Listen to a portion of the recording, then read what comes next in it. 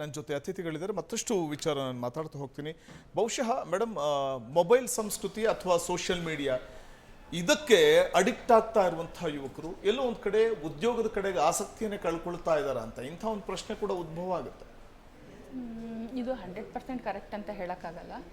But addict ಆಗ್ತಾ ಇದ್ದಾರೆ. ಅದು ಚಿಕ್ಕನ್ನಲ್ಲೇ ಆಗ್ತಾ ಇದ್ದಾರೆ. ಒಂದು ಸ್ಟೂಡೆಂಟ್ಸ್ ಅಂತಾನೆ ಅಲ್ಲ, ಸಣ್ಣ ಮಗುಗೂ ಸಮೇತ ಈಗ ಮೊಬೈಲ್ ಅನ್ನೋದು ಅಭ್ಯಾಸ ಆಗೋಗ್ಬಿಟ್ಟಿದೆ. ಊಟ ತಿನ್ನಬೇಕಾದ್ರೆ ಮೊಬೈಲ್ ಕೊಟ್ಟಿರ್ತಾರೆ. ತಾಯಿ ಕೈ ತುತ್ತು ಕೊಡಬೇಕಾದ್ರೇ ಒಂದು 6 ತಿಂಗಳು ಮಗುನೇ ಮೊಬೈಲ್ ತೋರಿಸಿದ್ರೇ ಊಟ ಮಾಡೋ ಪರಿಸ್ಥಿತಿ ಇದೆ. ಇನ್ನು ಅದು ಅಭ್ಯಾಸ ಆಗ್ಬಿಟ್ಟಿದೆ. ಹೌದು, ಮಾಡಿದ್ರೆ ನಮ್ಮ ಕೈ ಮೊಬೈಲ್ ಕೊಟ್ರೇನೆ ನಾವು ಊಟ ಮಾಡ್ತೀವಿ ಅನ್ನುವಂಥದ್ದು ಪರಿಸ್ಥಿತಿ ಬಂದ್ಬಿಡುತ್ತೆ. ಹೌದು, ಇದು ಒಂದು ಮಾಯಾ ಜಗತ್ತಾಗಿದೆ. ಹೌದು, ಇದು ಮಾಯಾ ಜಗತ್ತಾಗಿದೆ. ಇದು ಒಂದು ಅಡಿಕ್ಷನ್ ಆಗ್ಬಿಟ್ಟಿದೆ.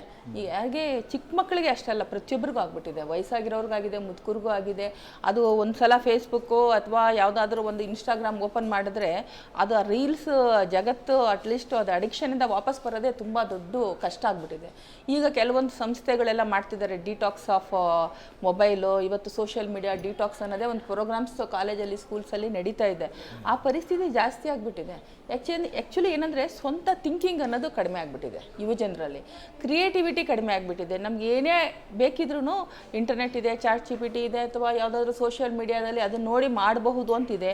ಓದೋ ಸಂಸ್ಕೃತಿ ಕಡಿಮೆ ಆಗಿಬಿಟ್ಟಿದೆ. ಸ್ವಂತ ಕ್ರಿಯೇಟಿವಿಟಿ ಕಡಿಮೆ ಆಗಿದೆ. ಲೈಬ್ರರೀಸ್ಗೆ ಹೋಗೋರೇ ಇಲ್ಲ ಆ್ಯಕ್ಚುಲಿ. ಯಾಕೆಂದರೆ ಎಲ್ಲ ಮೊಬೈಲಲ್ಲೇ ಸಿಕ್ಬಿಡುತ್ತಲ್ಲ, ಮೊಬೈಲ್ ಒಂದಿದ್ರೆ ಸಾಕು ಅಂತ. ಅದು ಏನಾಗ್ಬಿಟ್ಟಿದೆ ಅಂದರೆ ಒಂದು ಬೆಂಕಿ ಚೆಂಡು ಥರ ಆಗಿದೆ. ಅದನ್ನು ಕರೆಕ್ಟಾಗಿ ಪ್ರಾಪರಾಗಿ ಯೂಸ್ ಮಾಡಿದ್ರೆ. ನಾವೆಲ್ ನಾವು ಓದ್ತೀವಿ ಅಂತಂದ್ರೆ ನೀವು ಪುಸ್ತಕ ಕೊಂಡ್ಕೊಂಡು ಓದಿದ್ರೇನೆ ತಲೆಗೆ ಹೋಗೋದು. ನೀವು ಮೊಬೈಲಲ್ಲಿ ಓದ್ತೀವಿ ಅಂತಂದ್ರೆ ಆಗೋದೇ ಇಲ್ಲ, ಆಗಲ್ಲ. ಅದು ನಿಮಗೆ ಸ್ಟೋರಿಯ ಒಳಗಡೆ ಆಳಕ್ಕೆ ಇಳಿಯೋದಕ್ಕೆ ಆಗೋದೇ ಇಲ್ಲ. ಒಂದು ನಾವೆಲ್ನ ಆಳಕ್ಕೆ ಇಳಿಯೋದಕ್ಕೆ ಆಗೋದೇ ಇಲ್ಲ. ಅದು ಕ್ರಿಯೇಟಿವಿಟಿನೂ ಸತ್ತೋಗ್ಬಿಟ್ಟಿದೆ. ಮಕ್ಕಳಿಗೆ ಒಂದು ಕ್ರಿಯೇಟಿವಿಟಿ ಇಲ್ಲ. ಆಮೇಲೆ ಏನಾಗ್ಬಿಟ್ಟಿದೆ, ಒಂದು ಇಲ್ಯೂಷನ್ ಕ್ರಿಯೇಟ್ ಆಗಿಬಿಟ್ಟಿದೆ.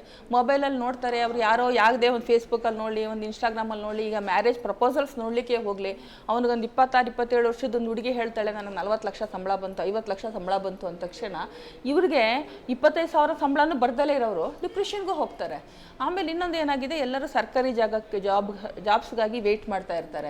ಸರ್ಕಾರ ಜಾಬ್ಸು ಕೊಡ್ತಾ ಇಲ್ಲ, ಸ್ಕಿಲ್ ಡೆವಲಪ್ಮೆಂಟು ಮಾಡ್ತಾ ಇಲ್ಲ. ಈಗ ಏನಾಗಿದೆ, ಕೆಲವು ಕಡೆ ಸ್ಕಿಲ್ ಡೆವಲಪ್ಮೆಂಟ್ ಅಂತ ಬಿಟ್ಟಿದ್ದಾರೆ. ಈಗ ನಮ್ಮ ಕಡೆಗೆ ನಲ್ಮ್ ಅಂತ ಬಿಟ್ಟಿದ್ದಾರೆ. ಆಮೇಲೆ ಅಂದರೆ ದೀನ್ ದಯಾಳ್ ಅಂತ್ಯೋದಯ ಯೋಜನೆ ಅಂತ ಇದೆ ಸೆಂಟ್ರಲ್ ಗೌರ್ಮೆಂಟ್ದು. ಇನ್ನೊಂದು ನ್ಯಾಷನಲ್ ಸ್ಕಿನ್ ಟ್ರೈನಿಂಗ್ ಇನ್ಸ್ಟಿಟ್ಯೂಟ್ ಅಂತಿದೆ, ನಮ್ಮ ಕಿದ್ವಾಯಿ ಹಾಸ್ಪಿಟ್ಲ್ ಹತ್ರನೇ ಓಪನ್ ಆಗಿದೆ. ಎಲ್ಲ ಥರದ್ದು ಕೊಟ್ಟಿದ್ದಾರೆ. ಅಂದರೆ ಈಗ ಆರ್ಟಿಫಿಷಿಯಲ್ ಇಂಟೆಲಿಜೆನ್ಸಿಂದ ಹಿಡಿದು ನಮಗೆ ಫ್ಯಾಷನ್ ಡಿಸೈನಿಂಗ್ ತನಕ ಎಲ್ಲದೂ 250 ರೂಪಾಯಿಗೆ 1 ಇಯರ್ ಫೀಸು, ಮತ್ತು SC STಗಾದರೆ 25 ರೂಪಾಯಿಗೆ ಕೊಟ್ಟಿದ್ದಾರೆ. ಬಟ್ ಅದು ತುಂಬ ಕಡಿಮೆ ಇದೆ. ನಮಗೆ ಇರೋ ಬೆಂಗಳೂರಿಗಿರೋ ಜನಸಂಖ್ಯೆಗೆ ಪ್ರಪೋರ್ಷನ್ ಇಸ್ ವೆರಿ ಲೆಸ್. ನಾವೇನು ಹೇಳ್ತೀವಿ, ಒಂದೊಂದು ವಾರ್ಡು ಒಂದೊಂದು ಕ್ಷೇತ್ರದಲ್ಲಿ ಕೊಡಬೇಕಂತ. ಇನ್ನೂ ಒಂದು ನಿಮಗೆ ಆಶ್ಚರ್ಯ ಆಗುತ್ತೆ, ಸೆಂಟ್ರಲ್ ಗೌರ್ಮೆಂಟಿಂದ ನಮ್ಮ ವಾರ್ಡ್ಗೆ 200 ಕೋಟಿ ದುಡ್ಡು ಬಂದಿತ್ತು. 2 ಸಲ ವಾಪಸ್ ಕಳಿಸಿದ್ದಾರೆ. ನಾನು ಈ ವೇದಿಕೆಯಲ್ಲಿ ಹೇಳೋಕ್ಕೆ ಇಷ್ಟಪಡ್ತೀನಿ, ನಾವೆಷ್ಟು ಸಲ ಕಷ್ಟಪಟ್ಟು ಹೋಗಿ ಅದನ್ನು ಸ್ಕಿಲ್ ಡೆವಲಪ್ಮೆಂಟ್ಗೆ ಪಬ್ಲಿಕ್ಗೆ ಕೊಡಿ. ಸ್ಟೂಡೆಂಟ್ಸ್ಗೆ ಈ ಥರ ಪ್ರಾಬ್ಲಮ್ ಆಗ್ತಾ ಇದೆ. ಯುವ ಜನರು ನಮ್ಮ ಏರಿಯಾದಲ್ಲೆಲ್ಲ ಏನಾಗಿದೆ, ಕೆರೆಗಳ ಹತ್ರ ನೀವು ಹೇಳ್ದಂಗೆ ಪಾರ್ಕಲ್ಲೆಲ್ಲ ಸಿಕ್ಕಾಬಿಟ್ಟು ಯುವ ಜನರು ವೇಸ್ಟಾಗಿ ತಿರುಗ್ತಿರ್ತಾರೆ. ಅವ್ರು ನೋಡ್ತಾ ಇದ್ರೆ ಎಷ್ಟು ಸಂಕಟ ಆಗುತ್ತೆ ಅಂದರೆ, ಇಷ್ಟು ಯೂತು ಇಷ್ಟು ಎನರ್ಜಿ ವೇಸ್ಟ್ ಆಗ್ತಿದೆಯಲ್ಲ. ಸುಮ್ಮನೆ ಮೊಬೈಲ್ಸ್ ನೋಡ್ತಿರ್ತಾರೆ, ರೀಲ್ಸ್ ಮಾಡ್ತಾ ಇರ್ತಾರೆ, ಯಾವುದೋ ಶೂಟಿಂಗ್ ಮಾಡ್ತಾರೆ, ಇಲ್ಲ ಮೀನುಗಳಿದ್ರೆ ಕೆರೆಯಲ್ಲಿ ಇಟ್ಕೊಂಡು ತಿರುಗ್ತಾ ಇರ್ತಾರೆ, ಇಲ್ಲ ಅಂದರೆ ಇನ್ನೇದೋ ಒಂದು ಅನೈತಿಕ ಚಟುವಟಿಕೆಗಳೂ ಜಾಸ್ತಿ ಆಗಿದೆ. ಇದೆಲ್ಲ ಅವಾಯ್ಡ್ ಮಾಡಬೇಕು ಅಂದರೆ ಪ್ರತಿಯೊಂದು ಕ್ಷೇತ್ರದಲ್ಲಿ ಪ್ರತಿಯೊಂದು ವಾರ್ಡಲ್ಲಿನೂ ಸ್ಕಿಲ್ ಡೆವಲಪ್ಮೆಂಟು ನಮಗೆ ಅವೈಲೇಬಲ್ ಆಗಿ ಈಸಿಯಾಗಿ ಸಿಕ್ಕೋಂಗಿರಬೇಕು. ಯಾವಾಗ ಸಿಕ್ಕುತ್ತೋ ಅವಾಗ ಎಲ್ಲರೂ ಜಾಬ್ ಮಾಡಲಿಕ್ಕೆ ಅನುಕೂಲ ಆಗುತ್ತೆ. ಈಗೇನಾಗುತ್ತೆ, ಅದನ್ನು ಮಾಡ್ತಾ ಇಲ್ಲ. ಅದಕ್ಕೆ ಇಚ್ಛಾಶಕ್ತಿ ಕೊರತೆ ಇದೆ. ಯಾವ ರಾಜಕೀಯದವ್ರಿಗೂ, ಇನ್ನೂ ಒಂದು ಆಶ್ಚರ್ಯ ವಿಷಯ ಹೇಳ್ತೀನಿ, ಯಾವ ರಾಜಕೀಯ ನಾಯಕರಿಗೂ ಇಷ್ಟ ಇಲ್ಲ ಸರ್ ಇದು. ಎಲ್ಲ ಎಜುಕೇಷನ್ ಇನ್ಸ್ಟಿಟ್ಯೂಟು ಅವ್ರದ್ದೇ, ಅವರಲ್ಲಿ ಸ್ಕಿಲ್ ಡೆವಲಪ್ಮೆಂಟ್ ಮಾಡಲ್ಲ. ಯುವ ಜನರು ಬೇಕಾರಾಗಿ ಸುಮ್ಮನೆ ವೇಸ್ಟಾಗಿ ತಿರುಗಿದ್ರೆ ಅವ್ರ ಪಾರ್ಟಿ ಎಲೆಕ್ಷನ್ಸ್ಗೆ ಅವ್ರ ಜೊತೆಗೆ ತಿರುಗಲಿಕ್ಕೆ ಅವ್ರಿಗೆ ಈಸಿಯಾಗಿ ಜನ ಸಿಕ್ಬಿಡ್ತಾರೆ. ಎಲ್ಲರೂ ಸ್ಕಿಲ್ ಆಯ್ತು ಅಂದ್ಕೊಳ್ಳಿ, ಯಾರೂ ಸಿಕ್ಕೋದಿಲ್ಲ. ಯಾರೇ ಒಬ್ಬ ದೊಡ್ಡ ಮಿನಿಸ್ಟ್ರು ಬಂದ್ರೂ ಆ ಕಡೆ ಪೀಪ್ ಮಾಡಲಿಕ್ಕೆ ಅವ್ರಿಗೆ ಟೈಮ್ ಇರೋಲ್ಲ. ಯಾಕೆಂದರೆ ಅವರೆಲ್ಲ ಬ್ಯುಸಿಯಾಗಿರ್ತಾರೆ. ಅಷ್ಟು ಬ್ಯುಸಿಯಾಗಿದ್ದರೆ ಇವ್ರಿಗೆ ಯಾರು ವಿಶ್ ಮಾಡ್ತಾರೆ? ಅದೂ ಒಂದು ಸ್ವಾರ್ಥ ಇದೆ. ಅದನ್ನು ನಾವು ಅರ್ಥ ಮಾಡ್ಕೊಂಡಾಗ ತುಂಬ ಶಾಕ್ ಆಯಿತು. ಕೆಲವರೆಲ್ಲ ನಾವು ಹೋಗಿ ಕೇಳಿದ್ವಿ, ಪೊಲಿಟಿಷಿಯನ್ಸ್ ಹತ್ರನೂ ಹೋಗಿದ್ವಿ, ದೊಡ್ಡ ದೊಡ್ಡ ಬ್ಯೂರೋಕ್ರಾಟ್ಸ್ ಹತ್ರನೂ ಹೋಗಿ ಲೆಟರ್ಸ್ ಕೊಟ್ಟು, ಸರ್ ಇಷ್ಟೆಲ್ಲ ಫಂಡ್ ಬಂದಿದೆ, ವೇಸ್ಟಾಗಿ ಹೋಗ್ತಾ ಇದೆ, ನಮ್ಮ ಯುವ ಜನರಿಗೆ ಬೇಕು, ಬೆಂಗಳೂರು ಯುವ ಜನರಿಗೆ ಇದು ಮುಟ್ಟಿಸ್ಬೇಕು ಅಂದರೆ ಒಬ್ಬ ಕೆಲವು ನಾಯಕ ಹೇಳ್ತಾನೆ, ಮೇಡಮ್ ನೀವು ಇದೆಲ್ಲ ಕೊಟ್ಬಿಟ್ರೆ ನಮ್ಮಿಂದ ಯಾರು ಸುತ್ತಾರೆ? ನಮ್ಗೆ ರ್ಯಾಲಿಗಳಿಗೆ ಯಾರು ಬರ್ತಾರೆ? ಎಲೆಕ್ಷನ್ಸ್ಗೆ ಯಾರು ಕ್ಯಾಂಪೇನ್ ಮಾಡ್ತಾರೆ? ಜೀವಂತವಾಗಿರಬೇಕು. ಅಂದರೆ ನಮ್ಮ ರಾಜಕೀಯ ನಾಯಕರಲ್ಲಿ ಇಚ್ಛಾಶಕ್ತಿ ಇಲ್ಲ. ಮತ್ತು ಗೌರ್ಮೆಂಟ್ ಬಿಟ್ಟಿರೋ ಸ್ಕೀಮ್ಸ್ನ ರೀಚ್ ಔಟ್ ಆಗಬೇಕು. ಸಮಸ್ಯೆಗಳು ಜೀವಂತವಾಗಿದ್ರೆ ತಾನೇ ಅವ್ರು ಬದುಕೋಕ್ ಸಾಧ್ಯ, ಹೌದು, ಅವ್ರ ಬೆಳೆ ಬೇಯಿಸ್ಕೊಳ್ಳೋಕೆ ಸಾಧ್ಯ. ಆಮೇಲೆ ಏನಾಗಿದೆ ಈಗ ಬೆಂಗಳೂರಿನಲ್ಲಿ ಹೇಳ್ತಾರೆ, ಬೆಂಗಳೂರಿನಲ್ಲಿ ಇಷ್ಟು ಜನ ಬರ್ತಾರೆ, ಇಷ್ಟು ಜನ ಬಂದಾಗ ಒಂದೆರಡು ಸ್ಕಿಲ್ ಡೆವಲಪ್ಮೆಂಟ್ ಸೆಂಟರ್ಸ್ ಇದ್ರೆ ಏನಾಗುತ್ತೆ, ಒಂದು ಮಲ್ಲೇಶ್ವರಂ ಅಲ್ಲಿ ಇದೆ, ಒಂದು ಕಿದ್ವಾಯಿ ಹಾಸ್ಪಿಟಲ್ ಹತ್ರ ಇದ್ರೆ ಆಗುತ್ತಾ? ಬೆಂಗಳೂರು ಎಷ್ಟು ಕೋಟಿ ಜನಸಂಖ್ಯೆ ಇದೆ, ಇದನ್ನ ಪ್ರತಿಯೊಂದು ವಾರ್ಡ್ ಮಟ್ಟದಲ್ಲಿ ಕಡಿಮೆ ಇರಬೇಕು.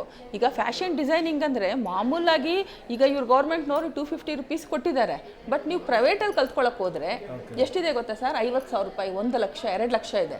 ಆಮೇಲೆ ನಮ್ಮ GKVK ನಲ್ಲಿ ಅವರೂ ಕೊಟ್ಟಿದ್ದಾರೆ, ಅದನ್ನು ಒಂದು ಹೇಳಕ್ ಇಷ್ಟಪಡ್ತೀನಿ. GKVK ನಲ್ಲಿ ಒಂದು ವೊಕೇಶನಲ್ ಟ್ರೈನಿಂಗ್ ಕೋರ್ಸ್ ಇದೆ, ಒಂದು ಸ್ಟೂಡೆಂಟ್ಸ್ ಇಂದ ಹಿಡಿದು ದೊಡ್ಡವ್ರ ತನಕ ನಾವು ಮಿಲೆಟ್ಸ್ ಇಂದ ಮಾಡ್ಬೋದು, ಬೇಕಿಂಗ್ ಮಾಡ್ಬೋದು, ಎಲ್ಲದನ್ನು ಸ್ಕಿಲ್ ಡೆವಲಪ್ಮೆಂಟ್ ಕೊಟ್ಟಿದ್ದಾರೆ.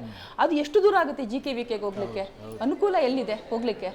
ಅದ್ರಲ್ಲಿ ಏನು, ಅದನ್ನು ತುಂಬಾ ರೀಸನಬಲ್, 250, 300 ರೂಪಾಯಿ, 1000 ರೂಪಾಯಿಗೆ ನಮಗೆ ಬೇಕಿಂಗ್ ನಡೆಯುತ್ತೆ. ಬಟ್ ಬೇರೆ ನಾವು ಪ್ರೈವೇಟ್ ಅಲ್ಲಿ ತಗೊಳಕ್ ಹೋದ್ರೆ ಅದು 50,000ದಿಂದ 1 ಲಕ್ಷ ರೂಪಾಯಿ ಕೊಡಬೇಕು. ಇದೇ ಬೇಕಿಂಗ್ ಕಲಿಬೇಕಾದ್ರೆ. ಅದನ್ನ ನಾವೇನು ಹೇಳ್ತೀವಿ, ಎಲ್ಲೋ GKVK ನಲ್ಲಿದ್ರೆ ನಮ್ಮಂತ ನಾವು HL ಅಲ್ಲಿ ಇರ್ತೀವಿ, ಮಾರ್ತಳ್ಳಿಯಿಂದ ಆಗಲಿ, ಸರ್ಜಾಪುರದವ್ರಾಗಲಿ, ಬೇರೆ ಕಡೆಯವರಾಗಲಿ ಅಷ್ಟು ದೂರ ಹೋಗ್ಲಿಕ್ಕೆ ಬಸ್ ಫೆಸಿಲಿಟೀಸ್ ಇಲ್ಲ, ಕಷ್ಟ ಆಗಲಿ, ತುಂಬ ದೂರ ಆಗುತ್ತೆ. ಅದನ್ನ ಎಲ್ಲ ಕಡೆಗೂ ಸೆಂಟರ್ಸ್ ಮಾಡಿ ಸರ್ಕಾರಿ ಜಾಗ ಕೊಟ್ಬಿಟ್ಟು ನೀವು ಮಾಡಿದ್ರೆ ಖಂಡಿತವಾಗಿ ಬೆಂಗಳೂರಲ್ಲಿ ನಿರುದ್ಯೋಗ ಸಮಸ್ಯೆ ನೀಗಿಸ್ಬೋದು. ಇದಕ್ಕೆ ಸರ್ಕಾರ ಗಮನ ಹರಿಸ್ಬೇಕು ಸರ್. ಬಹುಶಃ ಈ ಕಷ್ಟಪಟ್ಟು ದುಡಿಯುವಂಥ ಮನಸ್ಥಿತಿ ಇವತ್ತಿನ ದಿನಮಾನದಲ್ಲಿ ಯುವ ಪೀಳಿಗೆಯಲ್ಲಿ ಕಮ್ಮಿ ಆಗ್ತಾ ಇದೆಯಾ ಅಂತ. ಅದು ಒಂದು ರೀತಿಯಲ್ಲಿ 8 ಅವರ್ 9 ಅವರ್ 10 ಅವರ್ ಯಾರಪ್ಪ ಡ್ಯೂಟಿ ಮಾಡ್ತಾರೆ.